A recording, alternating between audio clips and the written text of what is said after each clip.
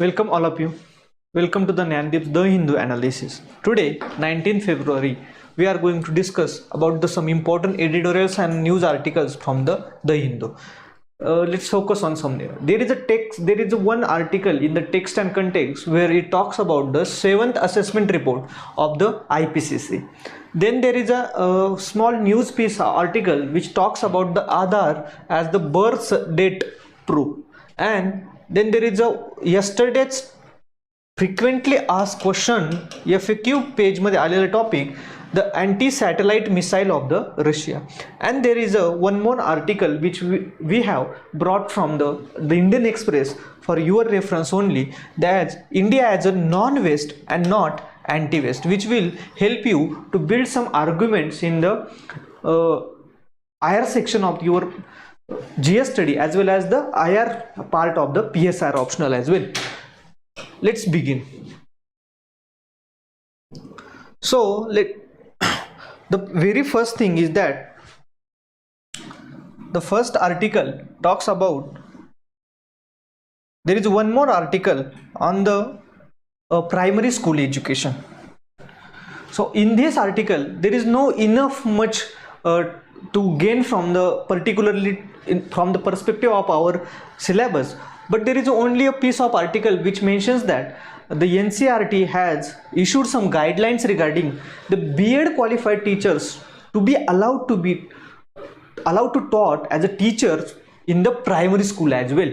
And this article talks about the unnecessary condition and the Supreme Court ruling on that. Supreme Court ruled that the requirement of the primary education is quite bit different from that of a middle school or the school education, which we called as a secondary education, where the B.Ed bachelor in the education is a necessary degree, but in the primary section diploma in education is also sufficient, and the requirement is that to fulfill the foundational literacy and numeracy skills, that's enough. And this is, they talks about this, which we unable to comprehend much from our exams perspective. So let's focus on the further important articles. The next article which talks about the IPCC. So we need to understand that every year IPCC,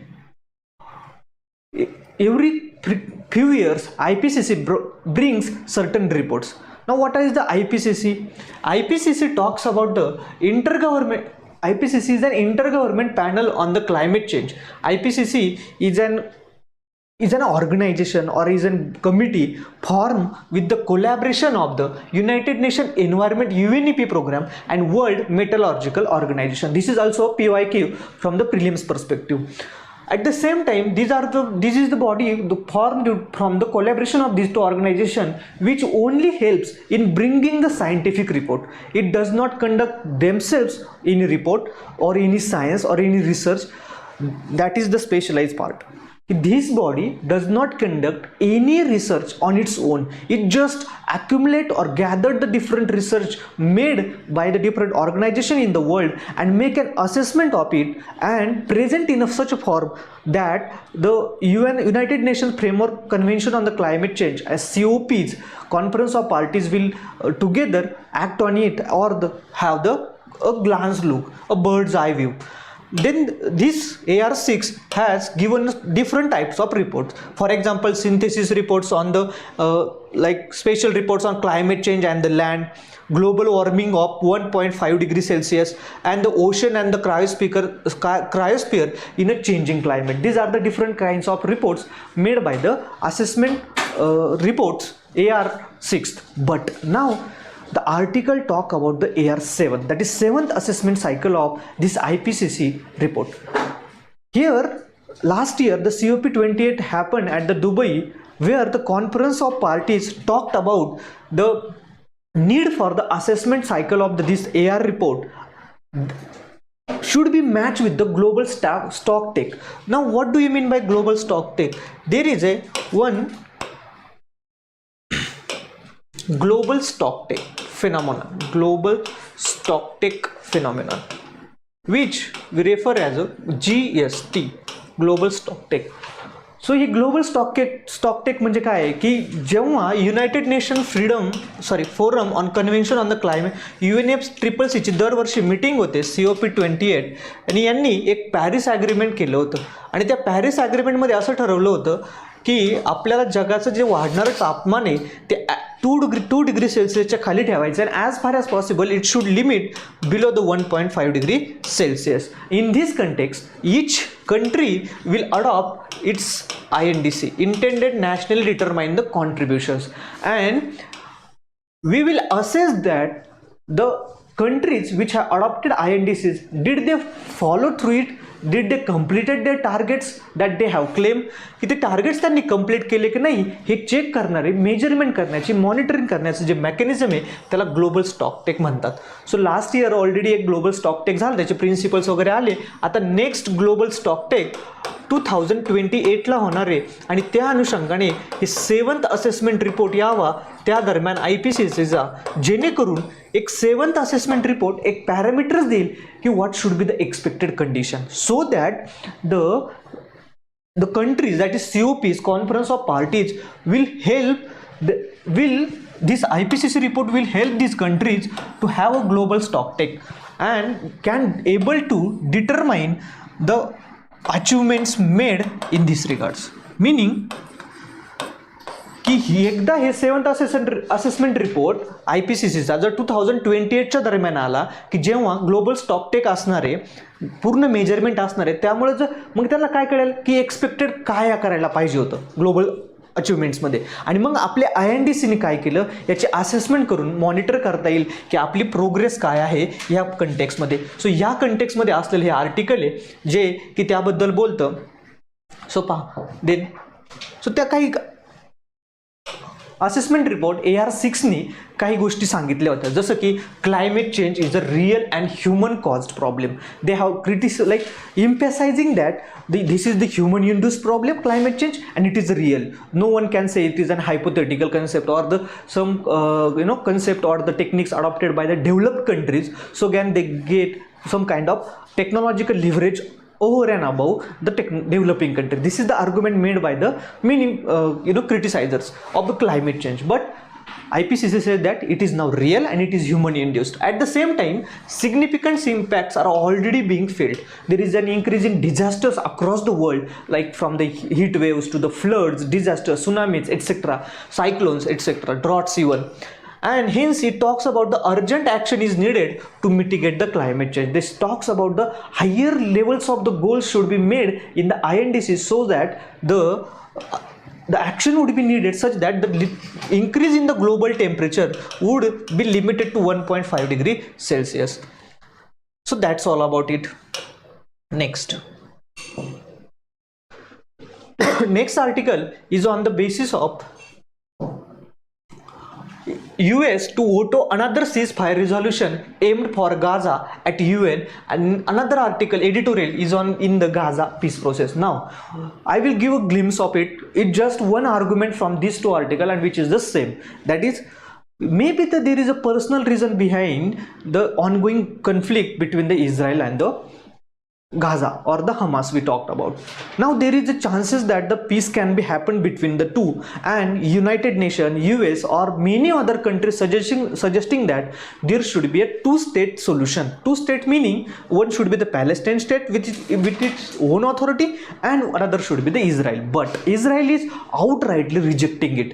Israel is saying that we need a total victory, and until and unless we get the total victory, war is not going to end. Now there is a proposal from the even US side and many United Nations resolutions talking about there should be the ceasefire between the Hamas and the Israel, so that the humanitarian assistance can be provided, so that the hostages can be exchanged. But Netanyahu, Prime Minister Netanyahu, due to his personal ambition, maybe, or this article talks about that, maybe due to the personal ambition or maybe due to the domestic circumstances, that is the change of government, the way he has come to the power in the recent years, so that situation may compelling him, or the members from his cabinet also compelling him to to not go for this kind of peace resolution. This is the one kind of aspect only, but the point should be noted from here that the peace is not going happening and there is no talks of peace, and the outrightly Israel rejecting all the peace efforts made by the even US, which is its closest ally. Simply US saying that just go for the two-state solution, just because by accepting verbally you will able to build good ties with the Saudi Arabia. But Saudi Arabia also specifically said that until and unless there would be the two states formed on the basis of 1967 border, which is where is the Palestine Authority, we along with the East Jerusalem as its capital form, we are not going to be supported on the Israel on this front. This is only talks about that, and this issue has arisen on context that there is a bombing on the even hospitals and many civilians deaths have been happening every day. In this context, UN has started resolutions, but we know that veto, United Nations Security Council, we will discuss some another day, that is how these veto powers are introduced and making the United Nations deliberately or indirectly ineffective in this 21st century, which result into United Nations fail to curb this violence. United Nations failed to mediate in between the wars between Ukraine and Russia, and at the same time between the Israel and the Hamas. So this is the one kind of failure by on the sides of the United Nations. So on the next article, we will talk about the India's foreign policy approach. Now this is the good article, which is actually from the Indian Express side. We will deal with it thoroughly. Okay, one thing. Let's see. There is a Munich security conference happened. The way Raisana dialogue happens in India, there is the same way Munich security conference happened, where the German external affairs minister, then Antony Blinken, US Secretary of the States, and our foreign minister shares a common dice, and they talk about the role of India in the context of the Israel-Palestine war or the geopolitical situation, where they ask specifically to the Jaishankar ji about the role of India and the BRICS, where the reply of the our external external affairs minister Jaishankar ji said that India is no more anti-West. India should be treated as a no West country, meaning India is an Eastern Asian country or the developing country, part of a global South. Question is that either India is anti-West or pro-West, and hence he said that we should not divide the countries. We should not start dividing countries into the two rigid blocks. India is such a country which is a major prime mover of the BRICS, which is dominated by the China and Russia, that is non-Western country. So India is definitely a non-West country. India is not a Western country, but it is also not an anti-West, because India shares a bigger and good faith relation with all the Western powers. The another argument is that did the BRICS is also anti-Western front? Now here the Jaishankar held that look at the G7. G7 is dominated by the Western powers, but the world needed more than the G7, because the many countries are feeling that they have the largest economy, still they are not participating in the global agenda, and hence the rise of a G20 after the G7. Now G20 is taking the lead of the global agenda, right? But G7 and the BRICS together are the indirectly the G20 countries. So Jaishankar saying that now the BRICS is no more only the anti-West, or big perception or agenda is not anti-West, though some of the countries want that agenda, but the countries like India pursuing the global good through the BRICS, and the acceptance of the more than 30 countries for the membership of the BRICS is the symbol for that, is the significance of it. So त्यांचा simple म्हणणं आहे की 30 country जर BRICS म्हणतात की आम्हाला ब्रिक्समध्ये membership पाहिजे, meaning BRICS something is doing good, BRICS काहीतरी चांगलं करतोय म्हणून तर या कंट्री पाहिजे. And they have given example of UAE. ठीक आहे, even UAE also part of the BRICS नाव, right. Another argument is that, so you need to understand what is argument mean by being non-West and anti-West. Anti-West, we are not anti-West. Actually, neither we are pro-West as well, but we are a non-Western country supporting and alliancing with the West. Then, in the next argument, they say that in terms of you are also not a helpful to the West, meaning India is not on the completely on the side of the West as well, because India is helping Russia in terms of buying from the Russia, buying oil from the Russia, so helping Russia in the war indirectly. At the same time, on the many decisions, India is exercising its options that may be compromising the global security outreach designed by the West simply.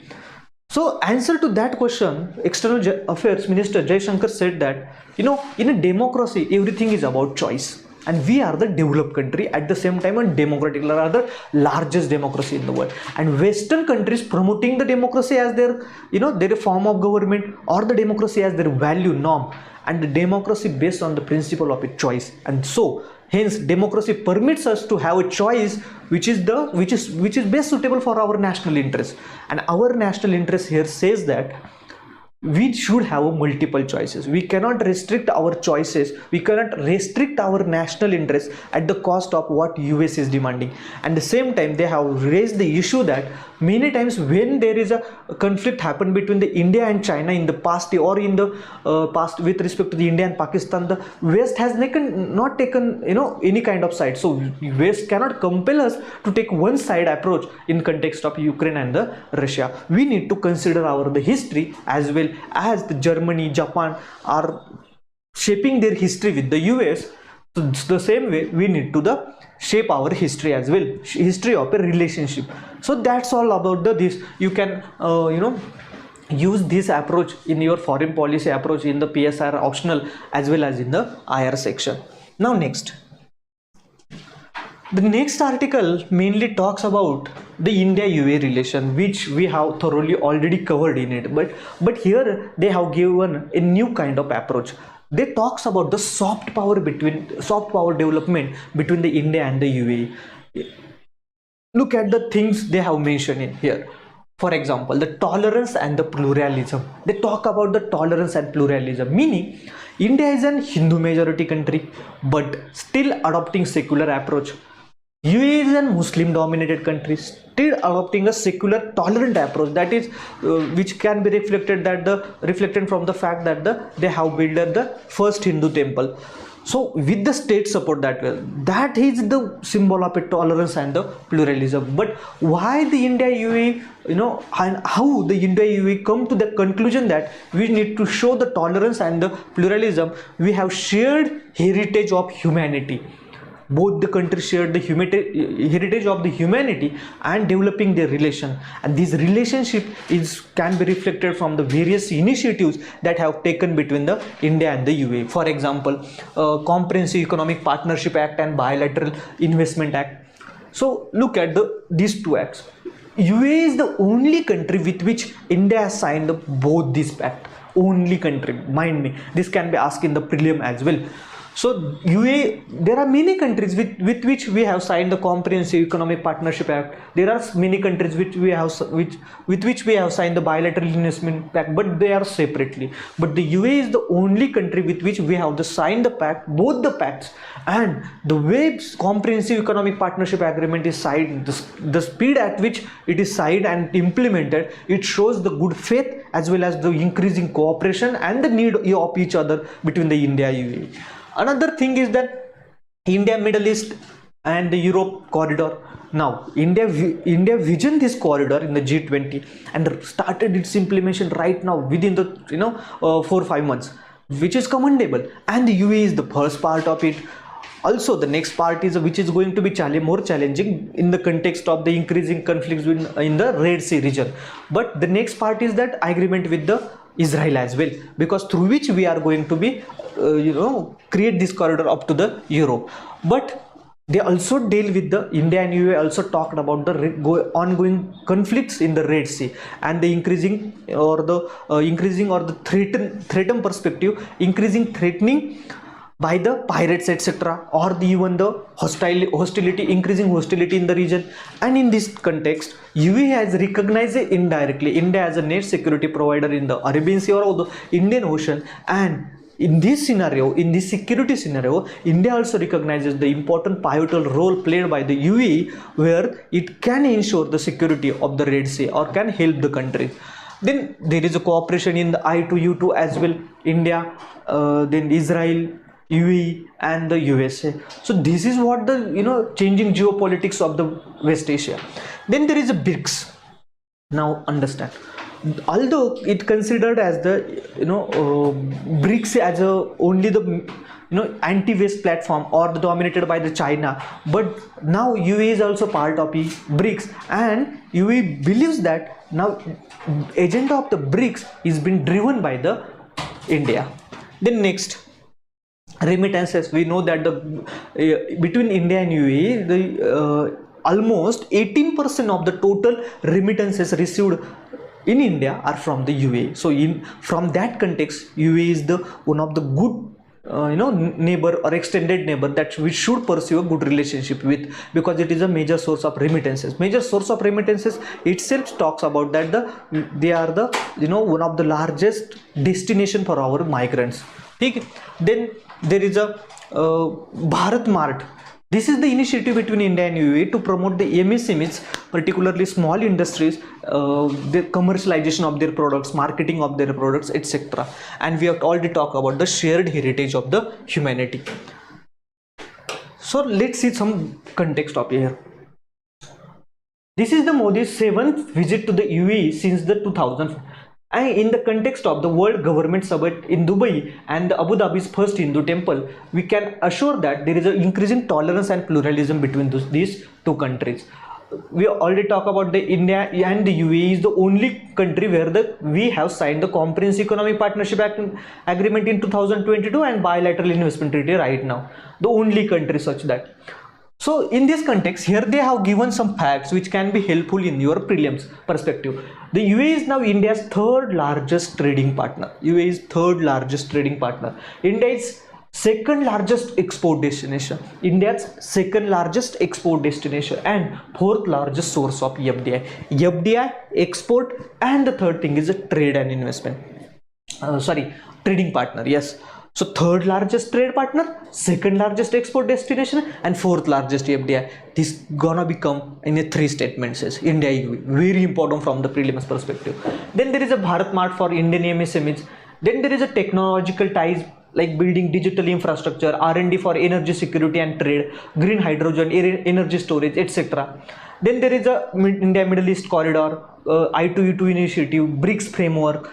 Then there is also discussion going on the Israel and the Gaza operations and the Red Sea attacks, which is a healthy debate right now. So these are the all kind of things which India UAE, which we already have dealt with thoroughly.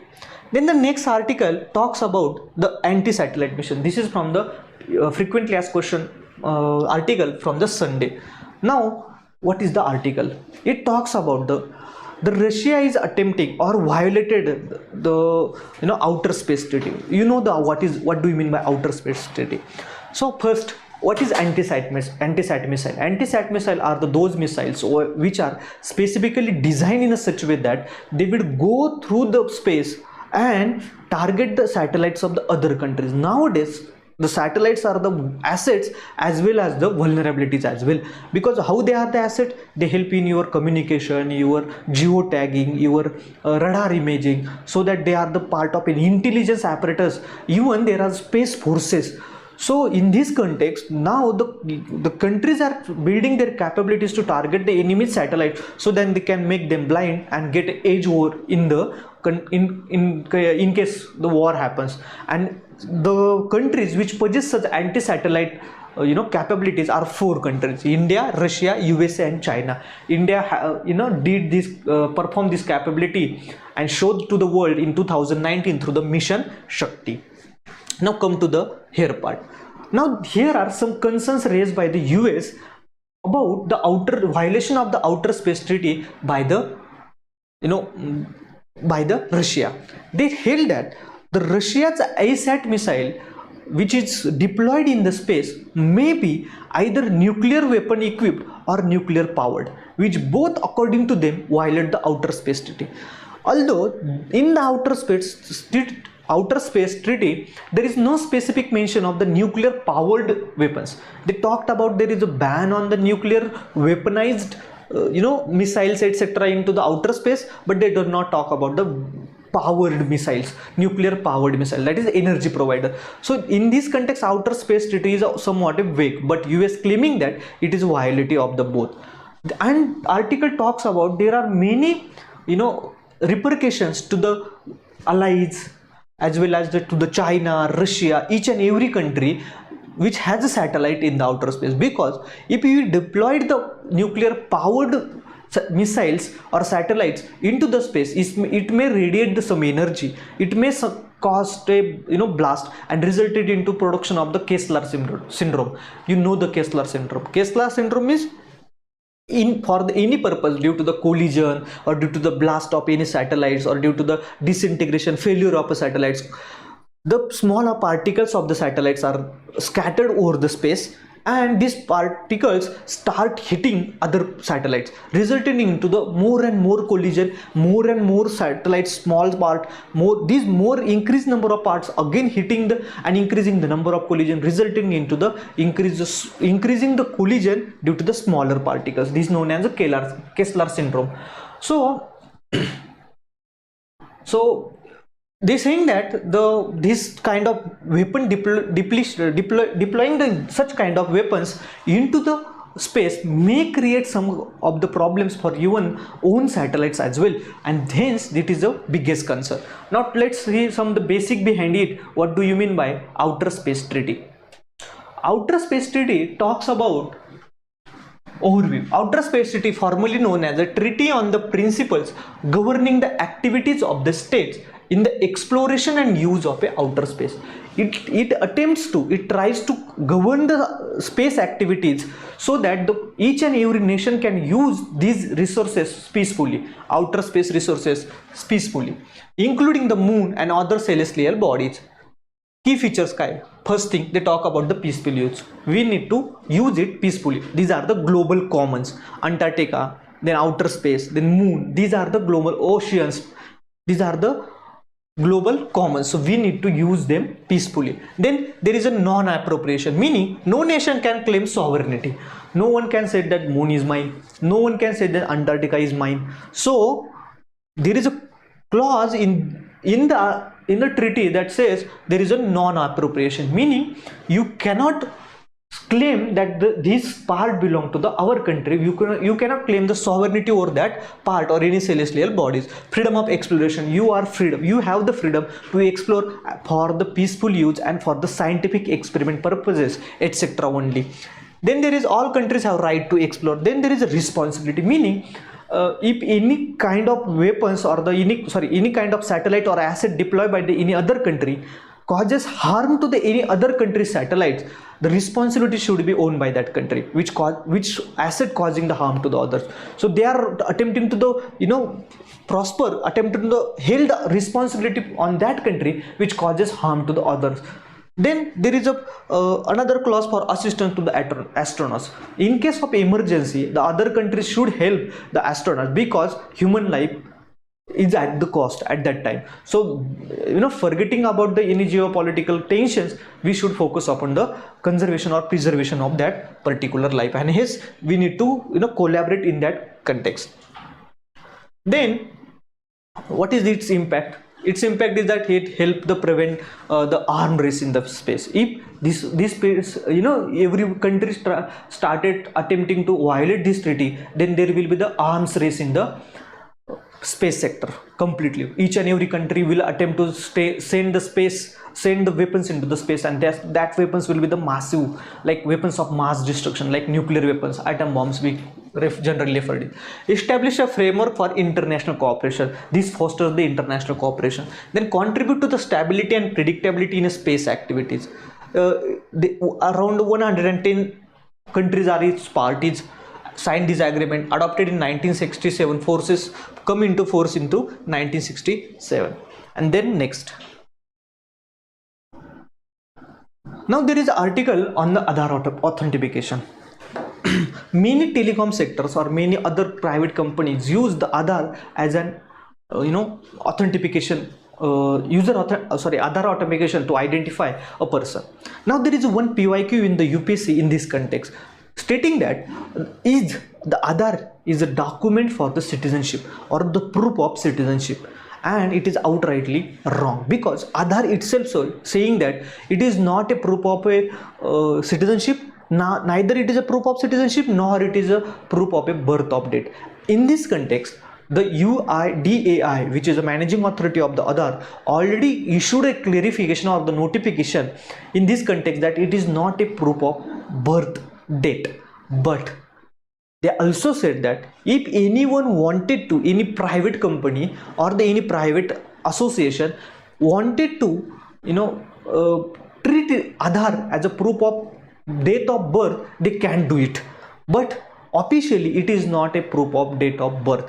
Neither it is a proof of date of birth nor it is a proof of citizenship, meaning it is only a proof of identity that you are this person. This is only it talks about. So hence the question again can be asked in this context, whether the Aadhaar is a proof of date of birth or not. It is not right now. Though they are deliberating upon it or trying to have some clarification on it, but they yet did not clarify anything on it. Right now, it is the status. Its status is such that it is only a proof of identity and not a proof of date of birth, or not a proof of date of birth and citizenship. Next.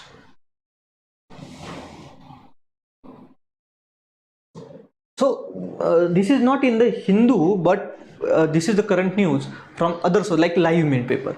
So recently the Henley passport index has been issued, where the passport index saying that how the country is free to accept the migrants from the other countries, how the country is so liberalized in accepting the other countries citizens into their own country, overall democratic process, etc. So Henley passport, what is the acceptance of a passport? When you receive the Pakistan passport, what do you feel? On the basis of such a things, they have generally categorized into. And in this context, India ranked the 85th number, slipped one rank. Last year it was 84th.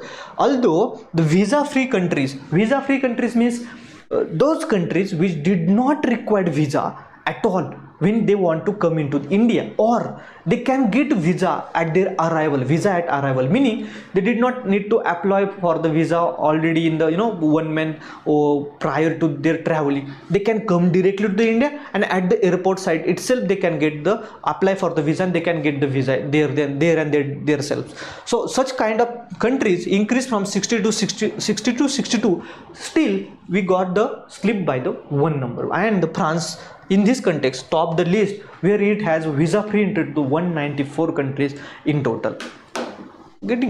So that's all about the Hindu newspaper, though it does not contain many such news, important news article. That's why we have sourced from the other sources as well, like Live Mint and the Indian Express as well. But you should focus on the only two important articles in this context. One is India-UAE article, which is a nice one, and the second one is the in context of the foreign policy approach. These two articles are very important. Mention out the keywords, and India-UAE relation is important from the perspective of the prelim, that different kind of initiative taken between India UAE. That's all for the today. We will meet tomorrow definitely. Thank you. Keep watching it.